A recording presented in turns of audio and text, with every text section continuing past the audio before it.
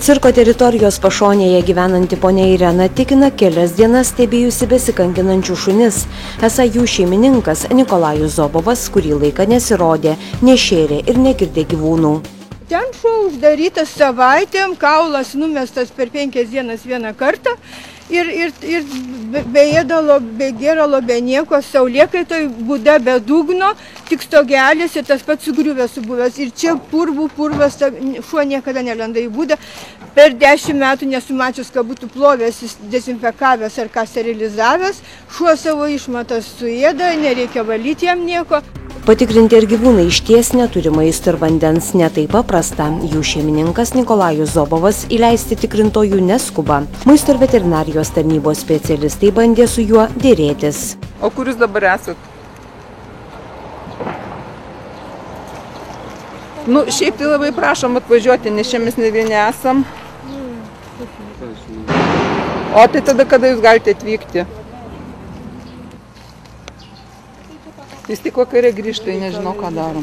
Patikrinti situacijos nesisekė ir Kauno savivaldybės atsiųstai laikinai vicemerės pareigas einančiai tarybos nariai Orintai Leiputei. Nors Kauno savivaldybė Zobovo įkurtos viešosios įstaigos Ąžuolyno meškučiai dalininkė.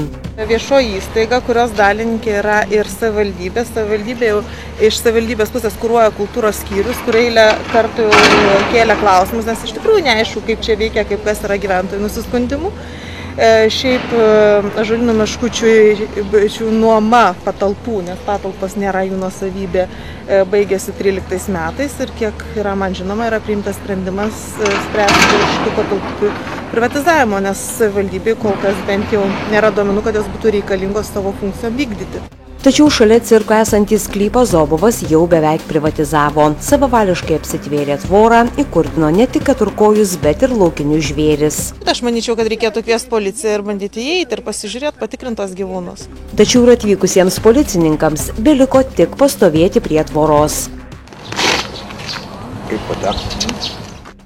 Įsiutęs, kad sulaukė nekviestų tikrintojų, visureigių lyg žaibas atlėkęs Zobovas bandė prispausti prie tvoros stovėjusią laikinai vicemerės pareigas einančią Kauno tarybos narę Orintą Leiputę. Dabar tai aš kviesiu policiją. Veskit. Jūs nuo manęs neužvažiavote? O jūs nestovėkit prie vartų. Aš neužvažiavau, o kada būčiau užvažiavęs. Po dėrybų cirko direktorius sutiko įsileisti tik veterinarijos specialistus. Maisto veterinarijos tarnyba, prašau, užeikite į vidų. Vos nepartrenktos vicemerės savavališkai teritoriją užsiėmęs cirko artistas neįleido, nors ji ir parodė tarnybinį pažymėjimą. Šiandien sanitarinė diena. Viskas.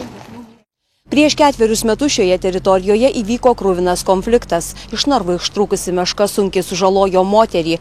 Tąkart Zobovas atsipirko piniginę baudą. Nors cirkas registruotas Kaune Juozapavičiaus prospekte, pasiteiravus, kur yra 2 cirko meškos, cirko vadovas atšovė, esą išvykusios vasaros atostogų. Reporterė Edita Norkienė, Kaunas.